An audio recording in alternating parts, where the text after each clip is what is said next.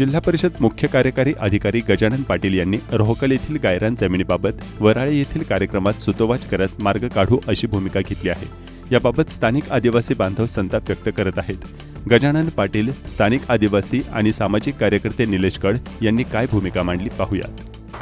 रोहकलच्या विषयासंदर्भात आता रोहकलचे सरपंच भेटले, ज्यावेळी जागा हस्तांतर केली त्यावेळी आपल्याकडे तरतूद असते की सार्वजनिक कामासाठी ग्राम सभेचा ठराव जरी नसला तरी गव्हर्नमेंटच्या एखाद्या कामासाठी ती जागा हस्तांतर करता येते, त्याप्रमाणे ती झाली।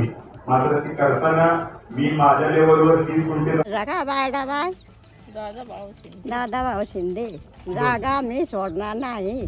तर हे आहे तेवढं आमचं ते आम्हाला पाहिजे ना,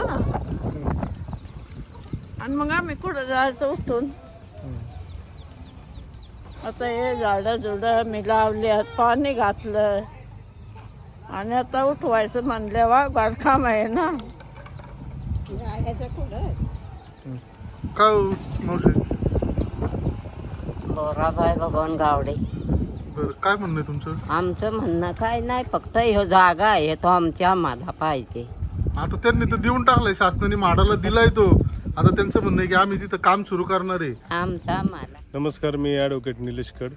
आज आपण रोखल या ठिकाणी 220 गट नंबर जो आहे म्हाडाला देण्याबाबत जे चालू आहे जिल्हा अधिकारी आणि जिल्हा परिषद आणि पालकमंत्र्यांचं, तर ह्या जागेत मी आज उभा आहे।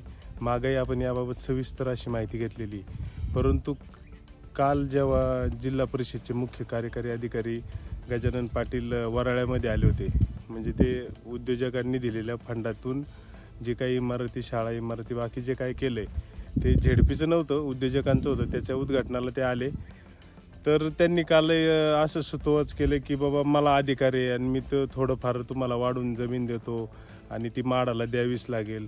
मुळात हे सगळे ना उंटावून शेळ्या हाकतात ते। आज रोजी मी काल जेव्हा त्यांना इथं येणार आहे मला कळलं, तेव्हा मी गजानन पाटलांना म्हणलं तुम्ही येऊन बघा साहेब, आणि ह्या जागेमध्ये 5000 झाडं आहे। तुम्ही ज्या अहवालाच्या नावावर तुम्ही उड्या मारून जे काय आदेश जिल्हाधिकारी जितेंद्र दुडी यांनी केलेत ते पूर्णपणे चुकीचे।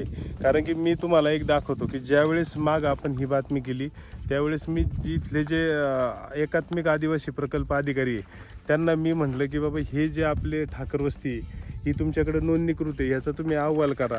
अहवाल केल्यानंतर त्यांनी सर्व इथं पंचनामे बघा, हे सगळ्या लोकांचे त्यांनी पंचनामे केले।